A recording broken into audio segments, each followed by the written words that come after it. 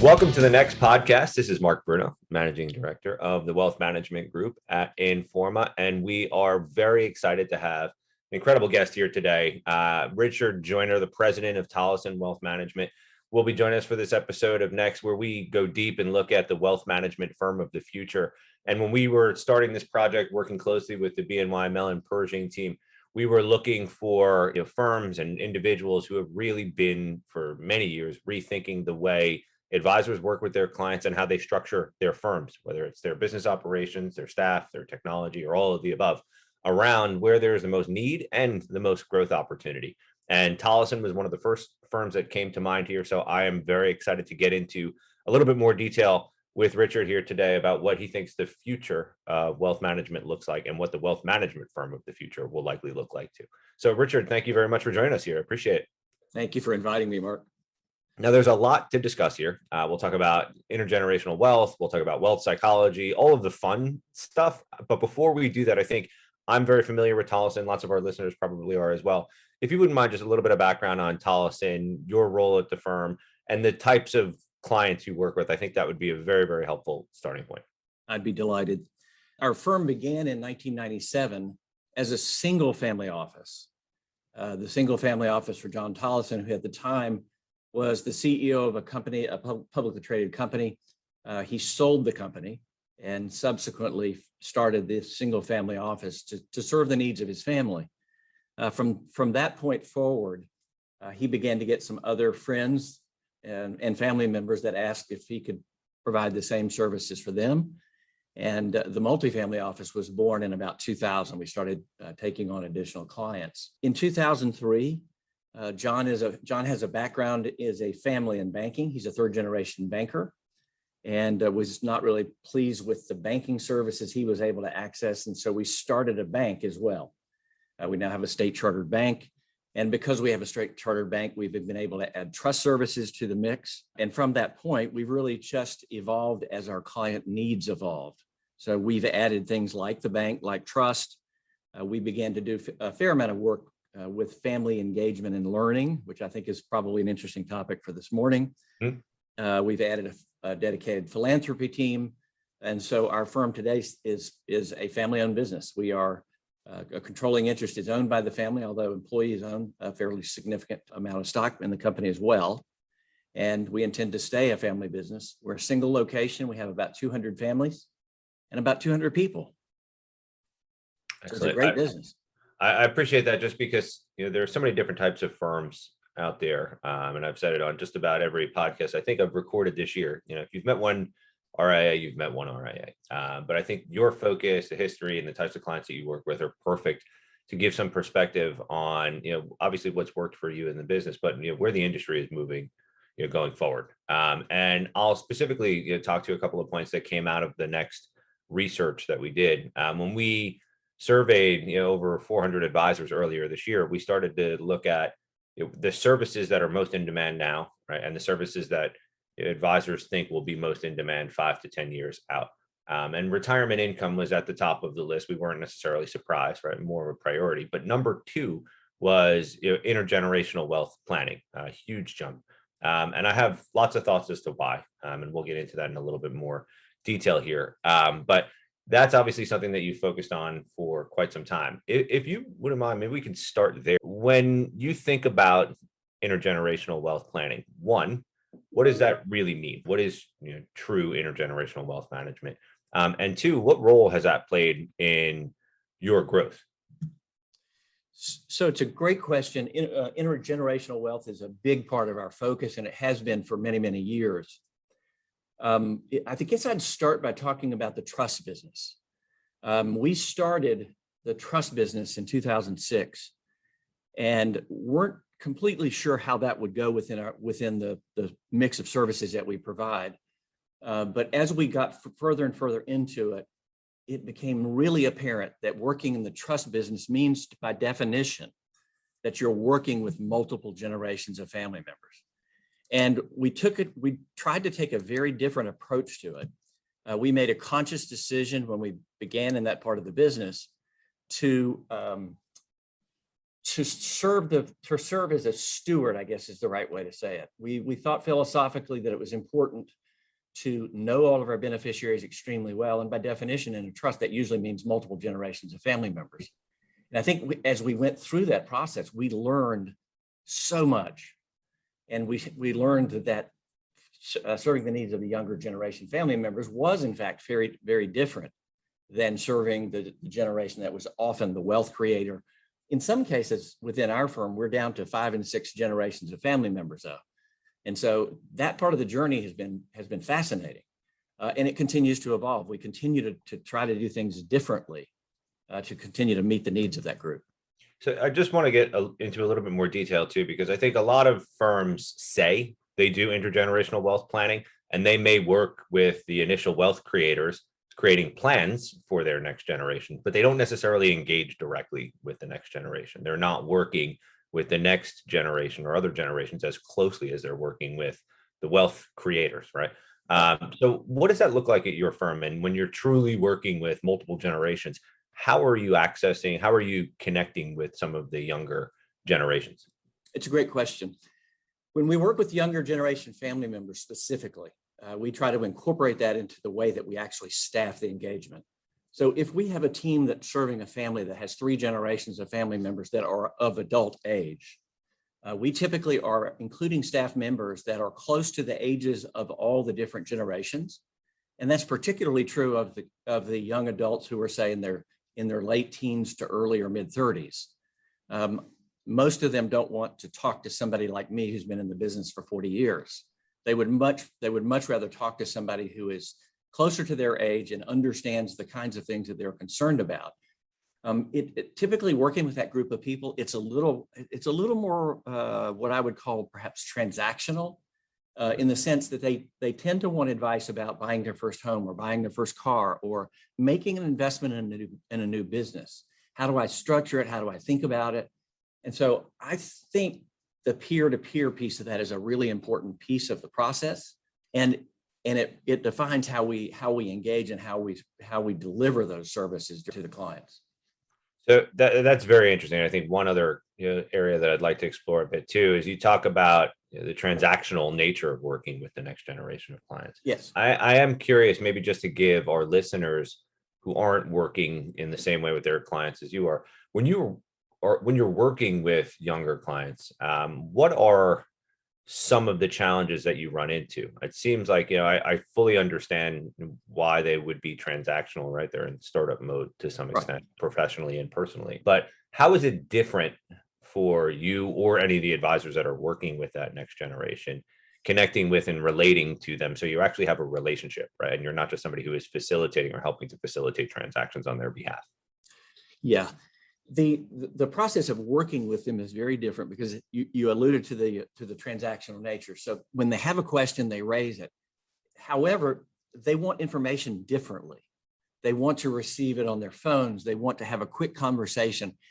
I think it's more just in time. They want to be able to access what they need when they need it. And so there's also a little bit of a technology element. If they want to see what their portfolio is doing, how it's performing, what they bought, they like to see that kind of thing any time of the day or night. They like to see it on their phones. They like to be able to ask questions when they want to ask questions. And so as best we're able to, we don't have somebody sitting here at their desk 24 hours a day, but as best we can, we try to address the needs and communicate with them in a fashion that really satisfies them in the process. Yeah, I think we're all trying to figure it out as we go here. But I think you're doing a great job and you've made a tremendous amount of progress. So I appreciate you sharing that perspective. I also think, our listeners would really benefit from understanding there are obviously complex family dynamics in many cases. I can certainly say, in my family, we are complex. And the way I interact with my children is very different from the way my parents interact with me. And especially when it comes to finances and understanding money minds, it can definitely get sticky at times, and not every family is open and comfortable and on the same page.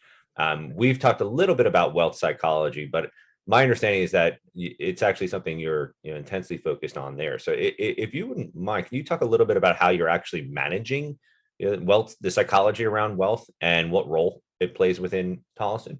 I don't mind a bit. The first thing I would note, I guess, is that we talked about transactional interactions, but the other piece I saw change, and I think we really saw this in spades during the pandemic, is I really think that a lot of young people found a voice. I think they found a voice that they didn't know they had. And I think they started exercising that voice during the pandemic. So the best way to explain that is for a family that has a foundation. So they do philanthropy together. I witnessed so many conversations in which all of a sudden young family members who had never really said anything during those meetings was very concerned about social justice and about women's rights and about things like that. And they raised them vocally during that period of time, much more so than they normally would. Obviously, when you're using that muscle for the first time, it takes a little bit of practice. So it wasn't always smooth or it wasn't always easy. But what I think it facilitated was deeper and more comprehensive conversations around family values. And for me, that's the other piece of this whole intergenerational communication that makes such a difference. So while we're serving day-to-day needs of families like this, we're also trying to facilitate conversations among all of the family members and across generational boundaries. We do that often by having things like family meetings, or we have a family, if the family has a private foundation that they use for their charitable work, we facilitate meetings together where they're actually talking about specific donations the family makes, the types of causes the family wants to support. Those are great conversation starters when you want to talk about family values, but they also build a lot of communication skills. And I think for a lot of families, when you're crossing generational lines, making sure that the family has the communication skills to be able to take on difficult topics or topics they don't agree on is one of the most important and most fundamental skills that you try to build. You see that kind of thing build over time. And then if you just continue along with that, as the family is evaluating charities, you're building a lot of other skills. You're building some financial skills. You're building governance skills in terms of making decisions jointly as a family. So we try to bake a lot of those pieces into the process of serving every client. But we also have a team that deals specifically in family engagement and learning. So for a larger family who really wants to dig in, we've got a team of people that help develop specific curriculum for a family to develop specific sets of skills, whether they're leadership skills or communication skills or financial skills or entrepreneurship. We're trying specifically to make those kinds of things available to families so that they can build those skills over time, particularly in that younger generation. I think over time, building those skills is really key to the family continuing to be successful over generations. I love that. And I appreciate you offering as much detail around that as you have. You have a question you mentioned before, just around some of the younger generations wanting to connect with potentially younger advisors or advisors closer to their age. And then you talk about this really sort of deep learning and understanding and this really complex process of understanding motivators and values. How are you training your advisors to be essentially not just financial advisors, right, but financial psychologists, right? Or I should say almost relationship managers in some sense too. It's way more than what a traditional or a classic financial advisor would be doing in an ordinary day. Yes, I agree. And the training is regular, continuous, and ongoing. And it's not one particular thing, it's a set of things. To me, it starts with building the right culture internally. And that includes helping people understand why we do what we do, why it's important to engage with all of the family. And so we actually spend a lot of time talking internally about why we do what we do, how it adds value to the family, and how adding value to the family helps society as a whole. And so having that deeper understanding and that connection to the purpose of what we do on behalf of our clients, I think is really the starting point. At the same time, we work in teams. And so the teams themselves do a lot of the day-to-day training just by working together and interacting with family members. But we do have access to outside wealth psychologists. We do work with some firms that do internal training for us. We use outside consultants when the issues go too far or become too deep for us to be competent to deal with. So if we see a situation where there are serious behavioral issues, or there could be addictions, or there could be mental illness or things like that, anytime that we see things that really go beyond our ability to help more in a coaching and in a coaching sense than anything else, we have a stable of outside advisors that we bring to the table as well. And so all of those things contribute to the learning that goes on in the delivery of services. And everything that we do, everything that we're training people internally about how we actually deliver services, we're talking about family dynamics. We're talking about the impact of those dynamics on the decisions that we're guiding our clients to make or to consider, alternatives to consider. And so it's really baked into everything we do. But it does require a lot of time and specific focus. I think you have to be intentional about that to make sure that you're getting that. You're getting the right information and the right skill building across our entire advisor base. Yeah, and I wanted intentionally to go deeper into this subject because I think it's an area that it's so important to highlight how much work you do to be a true intergenerational family wealth manager. It's not just something that you put on your website and say you do it, right? There are many, many layers to it, and it takes time and real focus and an intense sort of learning process. So thank you for walking us through that, Richard. I appreciate it. Before we run, we've talked a little bit about intergenerational wealth and the role it'll play in sort of driving growth and shaping the future of the industry. But I should say, just outside of Tolleson maybe taking a step back or a couple of steps back, I would love to get your view on the future of wealth management. As you look 5 to 10 years out, what are some of the things that you think the most successful firms in the industry will be doing right if they're growing faster than all other firms and are more profitable and in a better place than all other firms in the wealth management industry? So I guess I would point to a couple of things. You alluded to a few of these in the beginning. I think one of the things that's really, really important is listening to your clients and really having up close interactions with them, asking them what it is they need, what they're getting, what they're not getting, and really listen to the answers. I think for us, that's been a big part of our evolution, and I think it'll continue to be. We do have regular conversations with our clients, both formally and informally, and we make sure that we're asking that question. So understanding client needs and looking at things, really changing the lens so that you're looking from the client inward as opposed to looking from the firm outward. I think that perspective, if you use it, changes a lot of how you make decisions about what you do. I think that technology and efficiency and better process are a big part of what's ahead of us. I know that's a big focus area for us. We want to make, historically there wasn't that much technology in our industry. Now that seems to be everywhere. Yeah. But the ability to use it and integrate it and actually create efficiencies is really important, both from a profitability standpoint for firms like ours, but more importantly, I think it creates a better employee experience. Somebody that's sitting around just updating spreadsheets all day would much rather be engaging with a 30-year-old client, talking to them about their next big purchase. And so I think the trick is not just the efficiency that comes with technology, but it's taking and redeploying those resources so that you're going deeper on the things that clients value the most. You're having those upfront interactions day to day. Finally, I don't think you can be successful going forward without really understanding what your firm's culture is and being very, very intentional about the kind of culture that you build. We spend a lot of time internally talking about collaboration, how you collaborate across teams and across service areas, because the importance of having a collaborative solution for clients can't be overstated. We also, we do a lot of creative things to kind of build that internal culture. We have a reverse mentoring program. We spend a lot of time talking to our younger employees about what they want in a work experience. There's no question that having happier and more satisfied employees will result in a better client experience. There's just no doubt about it. So those are the kinds of things that we're focused on looking forward.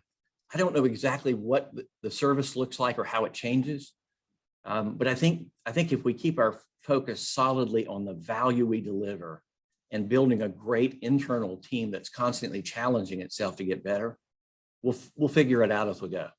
Yeah, I appreciate that too. And I think you touched on the client experience. We have a very large focus on one, defining what a good client experience looks like in our next research project. But two, what are firms doing to deliver on that and actually create a better client experience? And this is the first time, right? Because usually the discussion falls into we start talking about technology, right? This is the first time anybody's actually said how important it is to have employees that are happy, satisfied, right? And how that translates to providing and delivering a better client experience. So it wasn't on my list of questions for this particular next podcast. I'm glad you brought it up because it's such an important piece of delivering an exceptional client experience. So thank you, Rich. I appreciate that. Of course. Now, we've touched on a lot of ground here, learned a lot about Tolleson, your process, the way you work, your clients, some of the unique dynamics there, got your view on the future of wealth management. As we wrap up here, are there any final words for our listeners here who are thinking about whether it's staffing or technology, investments and changes basically that they need to make in their business so that their firm is aligned with client need and ultimately growth opportunity? One of the things that I think has changed dramatically over the last couple of years, whether it's from the pandemic or not, I'm not sure, but it's noticeable to me how much or how often clients reach out and find us rather than us finding them or going out and trying to identify referral sources and things like that. And so one of the things that we think a lot about is how we make sure that we are telling our story, we're telling it consistently, we're telling it broadly so that the people, when they're actually looking to find us, that they have there's enough information out there to actually determine whether there's a good fit. I think that a solid business plan long-term is about finding the clients that really fit what you're able to deliver. And so I think being very, very deliberate about what you deliver and how you deliver it and articulating the value of that is really, really important. And it's just been so much more of a focus over the last couple of years. And I think it's really paid off for us.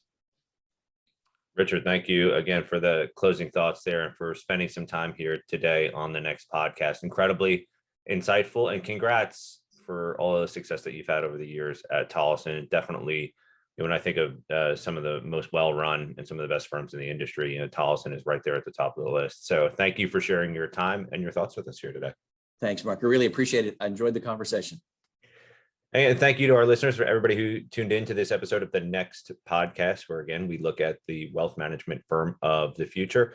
I'm Mark Bruno with the Wealth Management Group here at Informa, and we look forward to having you all back on the next episode of the next podcast. Take care, everybody.